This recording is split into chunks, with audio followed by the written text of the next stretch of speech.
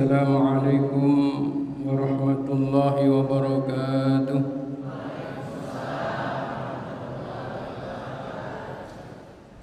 Alhamdulillahi rabbil alamin, wassalatu wassalamu ala asyrafil anbiya'i wal mursalin, sayyidina wa habibina wa syafi'ina wa maulana Muhammadin. Faqad qala rabbi shrah li sadri wa yassir li amri wahlul 'uqdatam min lisani yafqahu qawli, amin. Amma ba'du.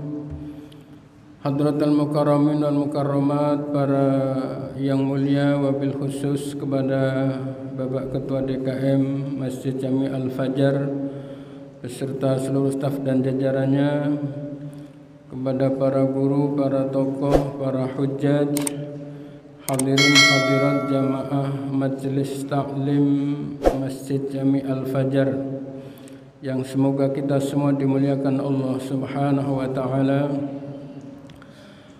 Puji serta syukur tak henti-hentinya kita panjatkan kehadiran Allah yang Maha Ghafur atas limpahan rahmat, nikmat dan karunia-Nya, hingga di pagi yang berkah ini kembali Allah ringankan langkah kaki kita menuju masjid kita tercinta dalam rangka thalabul ilmi. Semoga Allah berikan kita ilmu yang barokah dan manfaat, amin ya rabbal alamin. Salawat beriring salam semoga senantiasa terlimpah curahkan keharibaan junjungan kita Nabi besar Muhammad sallallahu alaihi wasallam. Bapak Ibu hadirin hadirat rahimakumullah, sehat semuanya? Alhamdulillahirabbil alamin. Sehat itu penting banget, dan semoga Allah jaga dan Allah berkahi kesehatan kita, amin ya rabbal alamin. Bapak Ibu rahimakumullah, pagi ini adalah taklim pertama saya setelah Idul Fitri. Meskipun Idul Fitri sudah enggak tercium lagi karena sudah lama pergi, tapi izinkan saya untuk mengucapkan minal aidina wal faizin, mohon maaf lahir dan batin. Taqabbalallahu minna wa minkum, taqabbal ya karim. Semoga seluruh amal ibadah kita di bulan Ramadan diterima oleh Allah Subhanahu wa taala, amin ya rabbal alamin.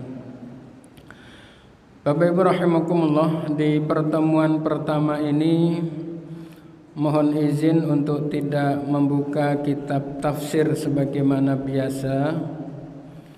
Saya ingin mengajak ngobrolin masalah kurban yang barangkali juga oleh guru-guru kita sebagian sudah diobrolin, tapi untuk melengkapi agar kurban kita lebih maksimal. Jamaah rahimakumullah,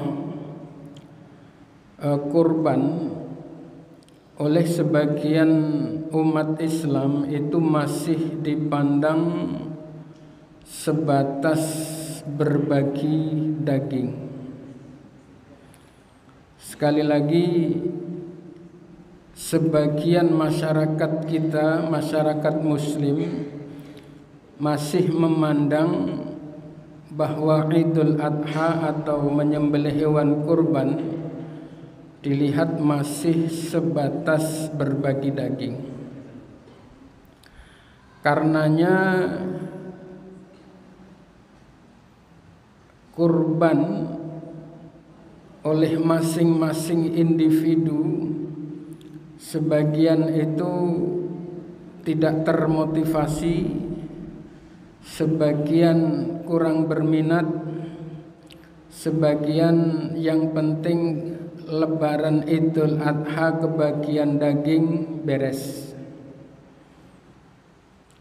Bapak Ibu, padahal kurban itu adalah banyak sekali maksud-maksud besar di balik memotong hewan kurban. Yang pertama, kalau kita lihat dari namanya, kurban. Kurban itu bahasa Arab, Bu. Ya. Tapi sudah menjadi bahasa Indonesia. Asal katanya kalau kita lihat di kamus Munjid, kurban itu asal katanya koruba yakrubu kurban kurbanan wa kirbanan, yang artinya adalah dekat dengan sesungguh-sungguhnya dekat. Jadi kurban itu adalah media yang Allah berikan kepada kita umat Islam khususnya untuk dapat dekat kepada Allah dengan sebenar-benarnya dekat. Kurban itu adalah jalan tol, jalan pintas untuk mencapai kedekatan diri kepada Allah dengan sebenar-benarnya dekat. Pertanyaannya, kenapa kita harus dekat kepada Allah dengan sebenar-benar dekat? Jawabannya, kalau namanya orang dekat, kalau perlu pertolongan itu nggak perlu teriak-teriak. Betul? Kalau namanya orang dekat, kalau ada perlu, itu insya Allah dengan sendirinya keperluan kita dicukupi. Namanya orang dekat, ya. Kalau orang yang nggak bahagia, insya Allah, ya, kalau tahu orang dekatnya tidak bahagia akan diberikan kebahagiaan. Dekat kepada Allah dengan sebenar-benarnya dekat. Kurban adalah jalan pintas menuju kedekatan Allah yang sesungguhnya. Yang kedua, Bapak Ibu rahimakumullah, berdasarkan hadis yang diriwayatkan oleh Imam Abi Daud, baginda Nabi pernah bersabda, "Ma amila ibnu Adam," tidaklah anak Adam. Kalau disebut anak Adam berarti maksudnya seluruh manusia. Non muslim, orang Kristen termasuk anak Adam bukan, Bu? Orang Yahudi anak Adam bukan? Anak Adam. Ini yang disebut anak Adam. Tidaklah anak Adam melakukan satu perbuatan yauman nahri, pada hari penyembelihan kurban. Kurban itu disembelih kapan, Bu? Hari Idul Adha pertama, tanggal 10 Zulhijjah, ditambah 3 hari tasyrik, ya. Jadi 11, 12, 13 Dzulhijjah itu namanya Yaumun Nahar. Tidaklah anak Adam melakukan satu pekerjaan ahabba ilallahi azza wa jalla, yang jauh lebih dicintai oleh Allah min ihraqid dam, dibandingkan dengan mengalirkan darah. Bapak Ibu rahimakumullah, adakah hidup ini yang lebih mahal dibandingkan dengan cintanya Allah kepada kita? Ada, Bu? Ada, Pak? Adakah di dunia ini sesuatu yang lebih berharga dibandingkan dengan cintanya Allah kepada kita? Jawab kita, tidak ada. Jadi orang menyembelih kurban itu adalah hadiahnya cinta Allah. Cinta Allah akan dikasih ke kita, atau kita akan dicintai oleh Allah. Mahal, Pak. Cinta Allah kepada kita itu mahal. Dan kenapa harus cinta? Jawabannya, cinta itu yang menjadikan seorang penakut menjadi pemberani. Jangankan lewat kuburan, lewat gelap-gelapan di belakang rumah enggak berani, saking penakutnya. Tapi begitu ada cinta, berdua-duaan di kuburan asik. Berani? Ada pengalaman? Itu cinta. Cinta itu yang menjadikan orang lemah menjadi kuat. Cinta itu yang menjadikan orang pemalas menjadi rajin. Cinta itu yang menjadikan orang cuek, bebek, tidak peduli menjadi sangat peduli. Itu baru cinta antar sesama. Bagaimana cinta dari Sang Maha Cinta? Ada lagunya, Sang Maha Cinta. Ya. Bagaimana Sang Maha Cinta, ya, Sang Maha Pecinta memberikan cintanya kepada hambanya yang dicintai? Tidak kebayang. Maka menyembelih kurban, ya, sekali lagi bukan hanya sebatas berbagi daging, tapi yang pertama adalah media, jalan tol, jalan pintas untuk bisa mendekatkan diri kepada Allah dengan sedekat-dekatnya. Yang kedua adalah cara untuk mendapatkan cinta sang kekasih. Kalau kita cinta kepada seseorang, itu kalau memberi, iya, kalau memberi hitung-hitungan apa tidak? Bu, sang kekasih memberi ke ibu hitung-hitungan apa tidak? Yang benar, nggak hitung-hitungan. Ngasih uang belanja nggak hitung-hitungan. Hitung-hitungan nggak Pak ngasihnya Pak? Dihitung. Berarti cintanya palsu. Jadi kalau seseorang mencintai seseorang, maka nyaris tak hitung-hitungan. Bisa memberi itu satu kebanggaan. Ya. Pemberiannya dikasih itu satu penghargaan dan satu kebanggaan. Maka yang kedua ini, bahwa kurban adalah cara untuk mendapatkan cinta dari Sang Maha Pecinta. Yang ketiga, Bapak Ibu, nas hadis ini Nabi menyampaikan, fa innahu ya'ti yaumal qiyamati, sesungguhnya hewan kurban itu akan Allah datangkan di hari kiamat, bikuruniha, lengkap dengan tanduk-tanduknya.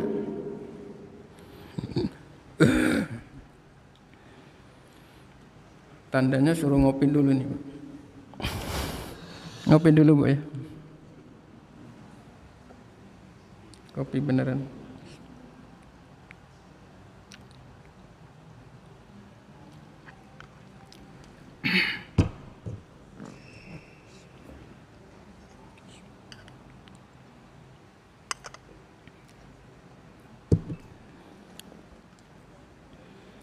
Sesungguhnya hewan kurban itu kelak di hari kiamat akan Allah datangkan bikuruniha, lengkap dengan tanduk-tanduknya, wa adlafiha, dan kulit-kulitnya, wa asy'ariha, bahkan lengkap dengan bulu-bulunya. Bapak Ibu rahimakumullah, ini disebutkan hari kiamat, bukan hanya di jembatan Shirathul Mustaqim. Jembatan Shiratal Mustaqim itu mah di ujung, Mbak, di penghujung perjalanan. Ini begitu manusia dari Nabiullah Adam sampai manusia yang terakhir lahir di dunia, Allah hidupkan kembali di satu tempat. Alamnya, alam akhirat itu luasnya 7 lapis langit, 7 lapis bumi.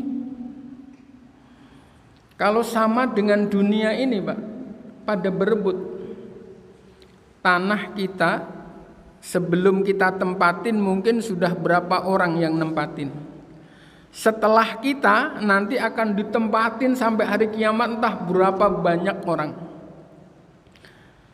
Nah, kalau orang dari pertama Nabi Adam sampai hari terakhir yang Allah ciptakan hidup di satu tempat, ya, maka sudah barang pasti perlu tempat yang lebih luas. Makanya 7 lapis langit, 7 lapis bumi. Hari kiamat itu, Pak, matahari membakar seakan-akan sekayuh tangan kita, gosong kita.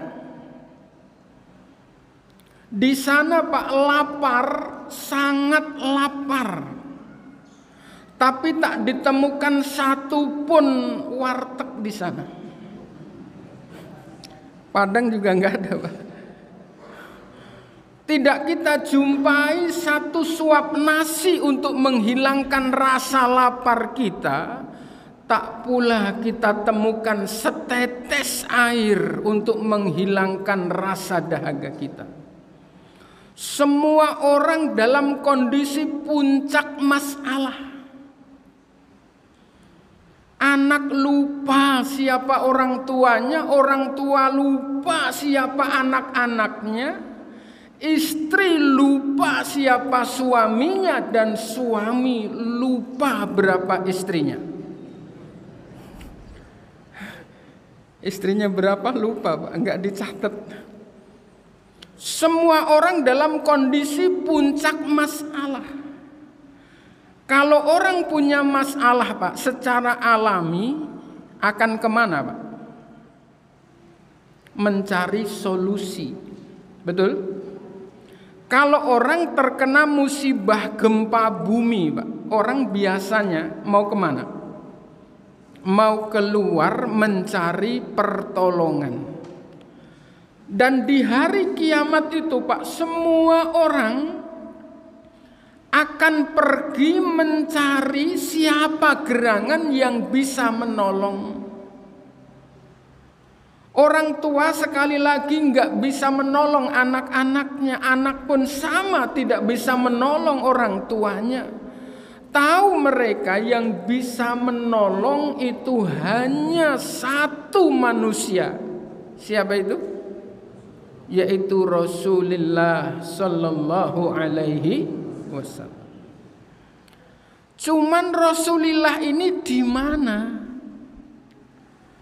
Sekarang, Mbak, kalau kita di Taman Aster, Rasulullah ada di Mekah. Kita mau pergi ke Mekah, Pak, ke sana, Pak. Nggak punya kendaraan. Susah apa susah? Jangankan sampai Mekah. Saya dari Cikunir suruh ke sini nggak pakai kendaraan, Pak. Kayaknya taklim udah bubar, saya belum tentu nyampe. Dari sini akan mencari di mana Rasulullah. Sementara alam akhirat itu luasnya nggak kira-kira. Jadi kalau sini jalan ke Mekah itu masih dekat. Dari sini ke Mekah dekat. Untuk ukuran akhirat. Lalu bagaimana kalau kita nggak punya kendaraan? Nasib orang yang nggak punya kendaraan di akhirat, Bapak Ibu, ada yang jalan, tetapi dia saking besarnya keringat yang keluar dari badannya sampai keringatnya itu menggumpal menjadi jeli, dan itu kemudian dia berenang di atas keringatnya sendiri. Itu nasib orang-orang yang gak punya kendaraan. Jadi hewan kurban itu nanti Allah datangkan sebagai kendaraan untuk mencapai satu tujuan. Yang kendaraannya itu Pak sudah modern, dilengkapi.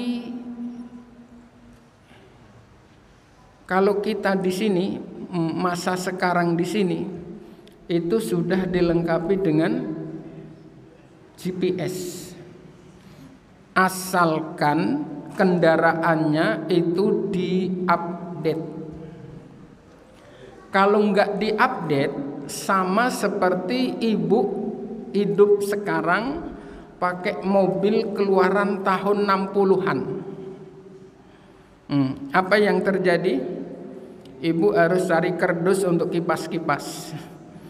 Kenapa? Nggak ada AC-nya. Kemudian untuk menghidupkan kita harus pakai engkolan. Makanya kendaraan akhirat setiap tahun harus diupdate. Kata siapa? Kata baginda Nabi Muhammad sallallahu alaihi wasallam. Dalam hadis Nabi yang diriwayatkan oleh Imam Ibnu Majah, baginda Nabi pernah bersabda, "Man kana lahu sa'atun." Man barang siapa kana yang ada lahu bagi man sa'atun keluasan rizki, ya, di hari Idul Adha yang 4 hari itu untuk makan sekeluarga cukup, lalu di rekening masih ada 3,5 juta. Berapa Bu? Di rekeningnya masih ada berapa? Masih aman apa enggak kira-kira? Masih ada sejumlah dana yang cukup untuk membeli hewan kurban, dan dia memilih untuk tidak menyembelih kurban, maka Nabi menyatakan fala yakrobanna musallana. Jangan sekali-kali kalian mendekati tempat sholatku. Kalau mendekati tempat sholat enggak bisa, kira-kira sholatnya bisa apa tidak? Bisa apa tidak Pak? Tidak bisa. Mendekati tempatnya aja enggak bisa. Kalau sholatnya enggak bisa berarti tidak sholat. Kalau tidak sholat berarti non muslim. Hadis ini Pak kalau kita vulgarkan, wahai umatku, jika kalian punya rizki yang luas, batasan luasnya tadi menurut tafsir para ulama, hari itu untuk makan sekeluarga cukup dan masih punya tabungan yang cukup untuk membeli 1 ekor hewan kurban, tetapi kalian tidak mau memilih untuk berkorban, vulgarnya kalian gak usah mengaku sebagai umat Islam. Vulgarnya begitu. Maka hewan kurban atau kendaraan di akhirat kita itu harus diupdate setiap tahun. Kalau diupdate setiap tahun Pak, maka sudah lengkap dengan GPS-nya. Lengkap ada sensor, bukan hanya belakang Pak, tapi belakang, depan, kanan, kiri. Lengkap lagi Pak, nggak perlu ada drivernya. Jadi kendaraan ini otomatis dia tahu kemana penumpang hendak pergi. Ya, maksudnya begitu, wa asy'ariha, sampai bulu-bulunya lengkap. Emang ada yang ngitung panitia bulunya sapi. Dihitung nggak Ustaz di sini Ustaz? Enggak ya? Jumlah bulunya sapi itu berapa Ustaz? 1 miliar jumlahnya. Percaya nggak? Iya, nggak percaya hitung sendiri. Iya. Jadi kurban sekali lagi yang ketiga akan Allah jadikan kendaraan di hari kiamat, di mana setiap manusia butuh, yaitu untuk mencari keberadaan Nabi. Nabi di mana kendaraan ini sudah lengkap GPS-nya, sudah tahu. Nggak kebayang Bapak Ibu ya, kalau kita mencari alamat sementara kita nggak tahu alamatnya, apa yang terjadi? Nyasar. Kita bisa mencari alamat Pak di dunia ini, saya bisa nyampe sini itu Pak.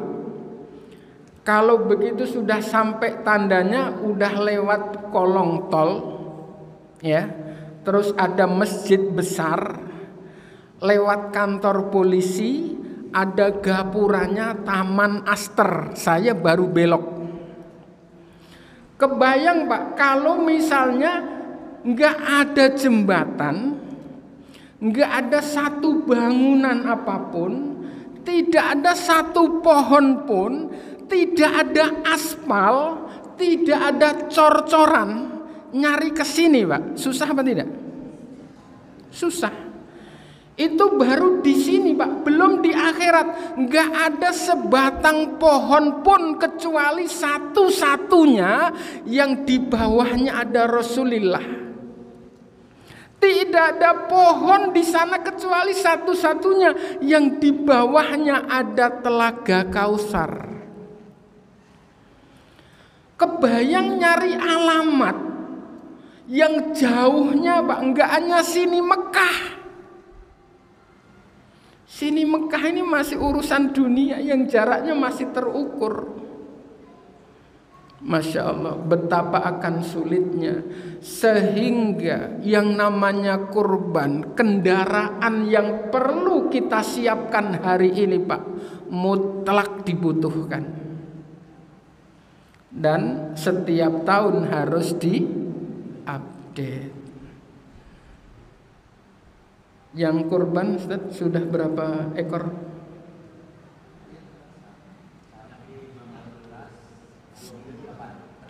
Sapi 15. Insya Allah salat setelah kajian ini nanti sapi 30. Amin. Sepakat ya? 30 ya. Kendaraan ya, jadi dia adalah kendaraan yang benar-benar kita butuhkan di hari kiamat, dan bukan, sekali lagi, bukan hanya menjembat Shiratal Mustaqim. Yang berikutnya Bapak Ibu, masih dalam matan yang sama, Nabi menyampaikan ini tentang ya kepentingan kurban, konteksnya adalah untuk masalah-masalah kita di dunia.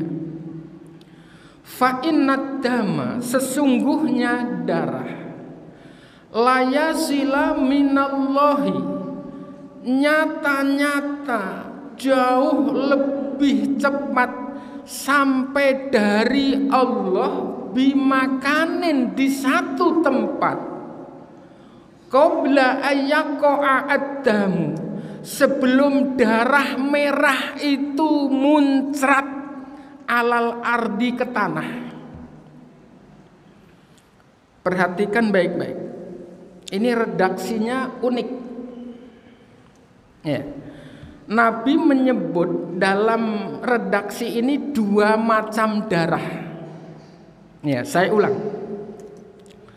sesungguhnya darah secara hakikat itu nyata-nyata sampai dari Allah di satu tempat, sebelum darah merah secara fisik itu sampai ke tanah. Bapak Ibu rahimakumullah, darah, ya.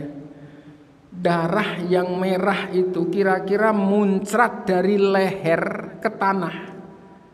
Itu berapa detik kira-kira? Ya, 0, sekian detik sudah nyampe. Tapi ternyata oleh Nabi disampaikan itu masih kalah cepatnya. Begitu hewan korban dieksekusi bismillahi Allahu Akbar, kalah cepatnya, secepat kilat, dengan pahala, dengan berkah, dengan anugerah, dengan kasih sayang, dengan energi yang Allah berikan kepada sang pengorban. Seakan-akan orang yang berkorban itu, begitu hewannya dieksekusi, itu langsung Allah sediakan generator raksasa. Kalau mati lampu, Bapak Ibu, biasanya yang kita cari apa? Genset. Genset itu kecil. Ini generator raksasa. Jadi kalau hidup kita selama ini jauh dari bahagia, dengan berkorban, maka sinyal kebahagiaan itu seakan-akan Allah sambungkan dengan generator raksasa ini. Kemudian begitu mudah sinyal itu tersentuh bahagia. Jangankan punya uang miliaran, puluhan ribu saja hadir bersama bahagia. Jangankan punya uang banyak, yang setiap hari ngutang saja bisa bahagia. Jangankan ya jangankan orang sakit, ada orang meninggal saja itu bisa bahagia. Bukan berarti senang temannya meninggal, bukan senang tetangganya meninggal, bukan. Tapi dia, alhamdulillah ya Allah, aku masih Engkau berikan nyawa, Engkau berikan sehat. Alhamdulillah ya Allah, bahagia. Dan dia berdoa, semoga teman dan saudara saya yang Engkau panggil, Engkau terima arwahnya, Engkau berikan ampunan ya Allah.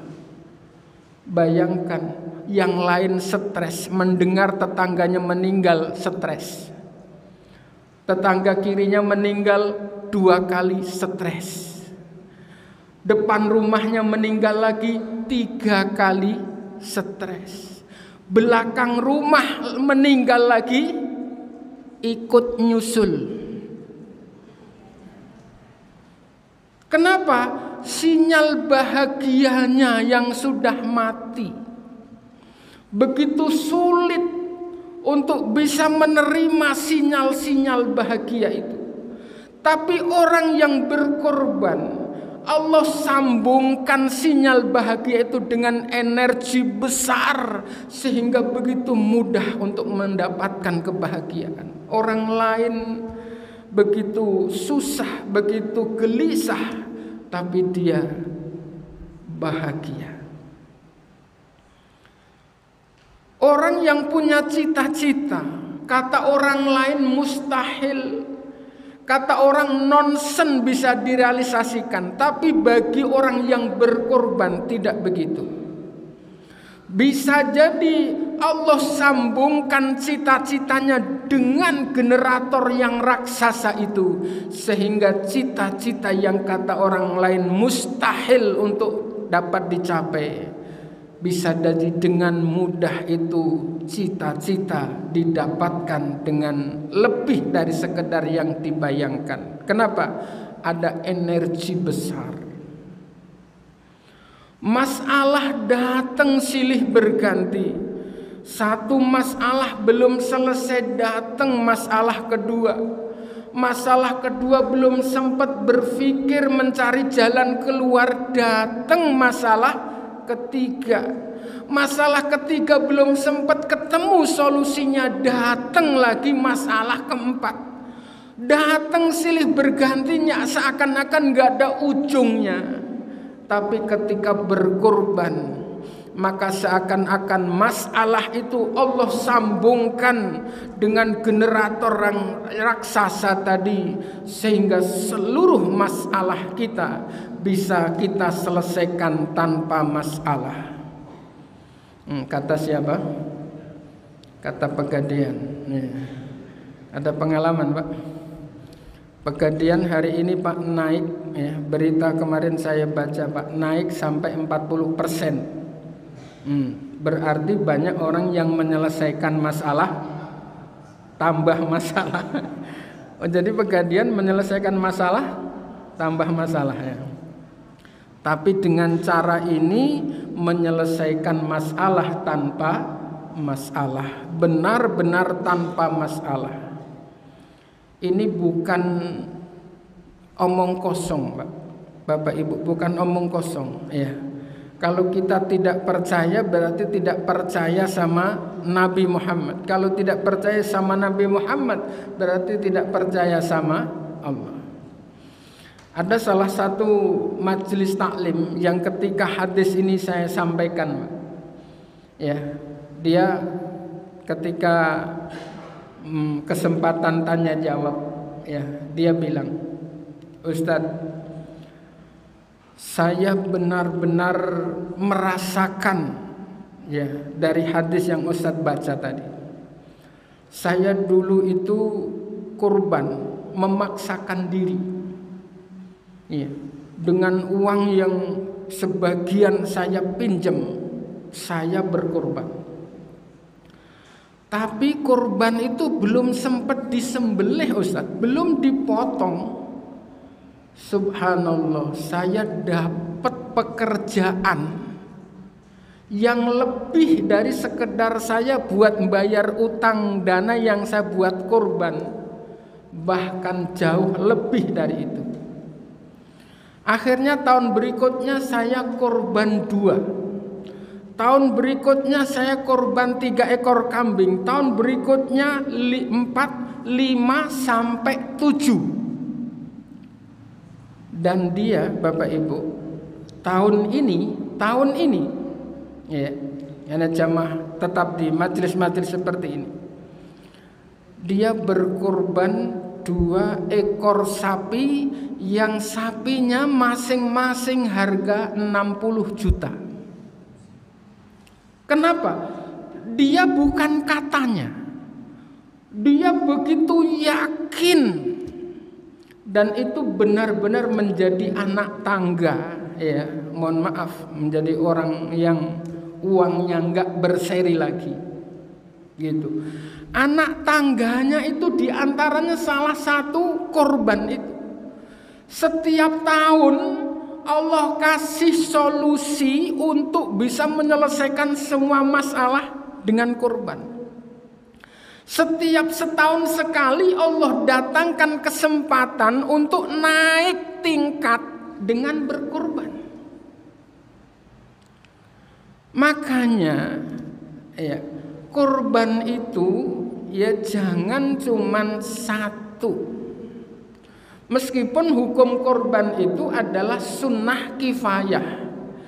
Satu keluarga kalau sudah ada yang berkorban ya, satu keluarga punya uang lebih, maksudnya untuk membeli satu hewan korban cukup, dan dia memilih untuk tidak berkorban, maka berlaku hukum makruh kepada seluruh keluarganya karena hukumnya sunnah kifayah. Tapi anak kita perlu ada energi yang mampu mendorong mencapai cita-citanya. Ya, kita perlu ada energi besar yang bisa mendorong dan sekaligus menarik untuk kita bisa menghantarkan keluarga kita sukses bahagia dunia akhirat. Istri-istri kita juga perlu ada energi yang bisa menghantarkan mereka bahagia yang sesungguhnya. Istri-istri, apa istri? Istri. Terserah sakarmu. Ya. Sehingga korban ya itu benar-benar kita lihat dari sisi kepentingannya, bukan hanya sekedar berbagi daging. Ustaz, katanya kurban satu keluarga 1 ekor cukup. Iya, betul. Tapi salahnya itu pernyataan nggak ada keterangan, nggak ada catatan kakinya. Ya, kalau itu difahami bahasa Indonesia itu menjadi salah. Bahasa cukupnya Indonesia itu nggak boleh lebih. Udah di situ, berhenti di situ. Sementara bahasa cukupnya usul fikih itu ada cukup, ada baik, ada lebih baik. Satu keluarga punya uang menyembelih 1 ekor kambing itu cukup untuk menghilangkan hukum makruh. Tapi kalau kepingin baik, kalau satu keluarga 6 orang minimal 3 yang kurban. Kalau mau lebih baik ke 6-6-nya kurban. Katanya Nabi kurban 1 untuk seluruh umatnya. Iya betul, itu korban yang keberapa? Nabi pernah berkorban 1 ekor domba. Beliau niatkan untuk seluruh umatnya yang sampai meninggal nggak bisa berkorban. Nabi pernah berkorban 1 ekor domba atas nama beliau sendiri. Nabi pernah berkorban 1 ekor domba, beliau atas namakan Siti Aisyah. Beliau pernah berkorban 1 ekor sapi atas nama beliau sendiri. Beliau pernah berkorban 1 ekor unta untuk beliau sendiri. Beliau pernah berkorban 100 ekor unta untuk beliau sendiri. Jadi kalau hadis-hadis ini Bapak Ibu jangan difahami sepenggal. Kenapa? Karena sifatnya Al-Quran dan Al-Hadis itu adalah bahan baku. Namanya bahan baku itu harus diolah dulu. Tepung terigu. Ibu dikasih tepung terigu langsung dimakan mentah-mentah. Apa Bu kira-kira yang terjadi? Enggak Bu. Ibu akan dibawa ke grogol. Kata anaknya, ini ibu kenapa ya? Kok sekarang makannya tepung terigu? Ya. Jadi Al-Quran Al-Hadis itu bahan baku, dilihatnya harus komprehensif, harus menyeluruh.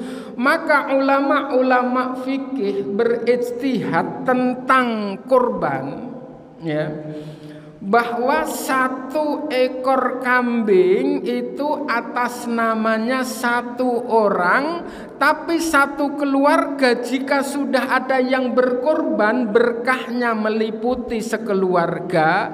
Salah satu berkahnya adalah dicabutnya hukum makruh untuk 1 keluarga itu. 1 ekor sapi, 1 ekor kerbau, 1 ekor unta itu atas namanya 7 orang.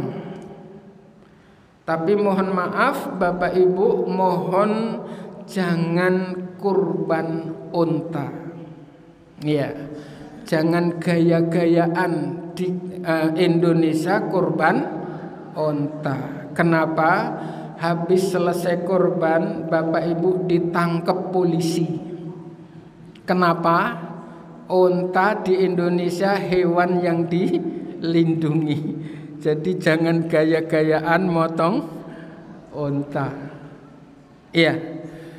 Bapak Ibu rahimakumullah, ini catatan-catatan penting tentang kurban itu. Di ujung hadis itu bunyinya fa ahsinu biha nafsak.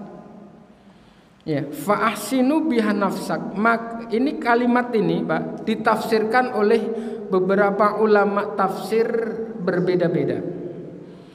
Ada yang satu adalah maksudnya perlakukanlah sebaik mungkin kepada hewan yang hendak disembelih.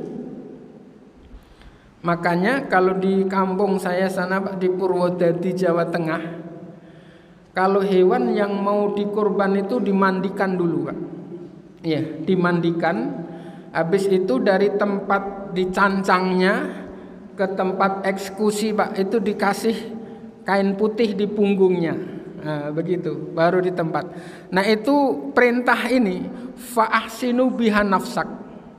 Jadi kalau logikanya begini Pak. Kalau Bapak Ibu dikasih mobil Mercy, ya, tapi berlumuran sama kotoran sapi, luarnya berantakan kotoran teletong, dalamnya juga penuh sama teletong, kira-kira senang apa tidak? Dibanding dengan Bapak Ibu dikasih mobil Jaguar, mobilnya udah kelas mahal, itu Bapak Ibu sampai lalat nggak bisa nempel, saking licinnya. Begitu dalamnya dibuka, harum semerbak mewangi. Mobilnya di depan dari sini tercium, enak apa tidak? Masya Allah. Begitu, makanya fa'ahsin biha nafsak. Hewan kurban itu harus diperlakukan secara sebaik mungkin. Salah satu diantaranya, jangan biarkan temennya dieksekusi dikasih ngelihat, nggak dikasih penghalang. Jangan sampai yang lain dikulitin, dia yang masih hidup dibiarin nonton. Ibu bapak kebayang, ya, kalau misalnya ada, mohon maaf nih, kita dihukum mau dipenjara dan mau disembelih. Teman-teman kita Pak yang duluan yang dieksekusi itu disembelihnya di depan mata kita. Ya, sembelih lagi depan mata kita, sembelih lagi depan mata kita. Kira-kira apa Pak yang terjadi? Kayaknya kita nggak perlu disembelih. Kenapa? Karena sudah mati duluan sebelum disembelih. Itu adab, iya. Maka perlakukanlah sebaik mungkin kepada hewan yang hendak disembelih. Tapi tafsir ulama-ulama yang lain sebagian adalah dengan korban itu perbaiki akhlakmu. Iya. Jangan lagi suka memfitnah orang. Jangan lagi nggak peduli sama orang lain. Jangan lagi pelit sama orang lain. Begitu. Tapi dua-duanya tafsirnya itu sangat baik dan itu adalah seharusnya kita praktekkan dalam kehidupan kita. Bapak Ibu rahimakumullah, yang berikutnya kalau tadi ini tinjauan secara tasawuf, yang sedikit kita bahas berikutnya adalah kajian secara fikihnya. Korban itu Bapak Ibu ada yang sunnah, ada yang wajib. Yang wajib konsekuensinya adalah si pengorban beserta keluarga hukumnya haram memakan daging hewan yang disembelih. Saya ulang, si pengorban beserta keluarga hukumnya haram memakan daging hewan yang disembelih. Yang berikutnya, kalau sampai si pengorban memakan daging yang disembelih, maka hukumnya wajib mengganti. Yang ketiga, daging korban wajib hanya boleh dibagikan kepada fakir miskin, tidak boleh diberikan kepada orang kaya. Itu kalau korban wajib. Tapi korban sunnah kebalikannya. Korban sunnah itu si pengorban disunnahkan untuk mengkonsumsi daging yang disembelih atau hewan yang disembelih, dan yang paling disunnahkan adalah hatinya. Ya, maka kalau menurut ijtihad ulama mayoritas, kalau itu hukumnya adalah kurban sunnah, maka si pengurban haknya adalah 1/3. Ya, maka panitia begitu hewan yang sudah diserahkan ditandain ya di lehernya, dan mohon dipesan kepada jagalnya, kalau sudah dikulitin mohon tanda di leher dipindahkan ke paha. Kenapa? Ada hubungannya antara si pengurban dengan hewan yang disembelih. Jadi bukan sekedar makan daging dari mana saja, tetapi memakan daging hewan yang disembelih atas nama dia. Ya, jangan sampai itu paha ketuker. Apalagi kalau ketuker ini sapi harganya 60 juta, ketuker sama sapi yang hanya 20 juta. Di samping itu dibagi hati hewan kurban itu lebih baik. Ibu kalau dikasih hati suka apa tidak? Bapak dikasih hati suka apa tidak? Suka. Tapi biasanya kalau dikasih hati itu minta jantung. Betul. Dikasih hati minta jantung. Yang berikutnya, ketika kurban itu berlaku sunnah, maka panitia itu si pengurban minta atau tidak, panitia wajib memberikan kepada si pengurban. Kalau tidak itu bisa menjadi haram karena itu hak dia. Jangan sampai terjadi si pengorban seminggu sebelumnya sudah bikin tusukan sate segebok, 3 hari sebelumnya sudah bikin bumbu kacang sampai sak toples, terus beli berbagai macam merek kecap. Ternyata hari H sampai zuhur kagak ada yang nganterin. Sampai maghrib juga kagak ada, Pak. Kasihan itu sekeluarga ngiler bareng-bareng gara-gara nggak jadi nyate. Itu panitianya dolim. Ini rahasia, Pak ya, jangan bilang-bilang. Ya, rahasia. Aslinya, Pak, aslinya. Ya. Orang berkorban, kalau nggak nadar ya, kalau nggak wajib ya, berkorban dipotong sendiri, ya. Terus kemudian cuman dikasih satu fakir miskin 1 kantong seberat 1 kilo, tok, dengan syarat mentah, nggak boleh dibagi matang. Maksudnya yang ini minimal 1 kantong kalau daging korban itu wajib dibagi dalam keadaan mentah. Tidak boleh orang korban itu semuanya dibagi matang, tidak boleh. Ya. Jadi korban dipotong sendiri, habis itu Pak, cuman tetangganya yang miskin banget itu dipilih yang miskin banget. Cuman dikasih 1 kantong, selebihnya dimakan sendiri. Kalau pertanyaannya sah atau tidak, jawabannya rahasia, Pak, sah. Tapi jangan tanya afdol apa tidak. Ustadz, afdol apa tidak? Itu kemaruk.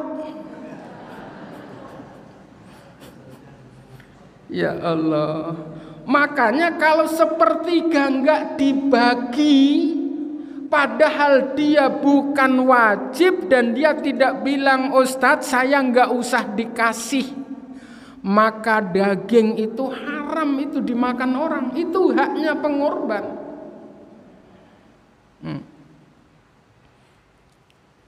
Makanya ya, panitia harus benar-benar teliti.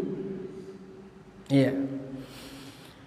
Jamaah rahimakumullah, ini kemudian pertanyaannya, kurban wajib itu bagaimana?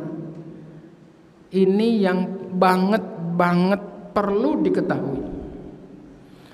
Kurban wajib yang pertama disebabkan nazar. Nazar itu, Pak, saksikan, saya nazar kalau proyek saya goal, saya kurban, saya nazar menyembelih kurban. Itu maka kurbannya menjadi wajib. Yang rawan banget, Pak, yang rawan banget, wajib itu berlaku kepada orang yang menunjuk hewan kurban.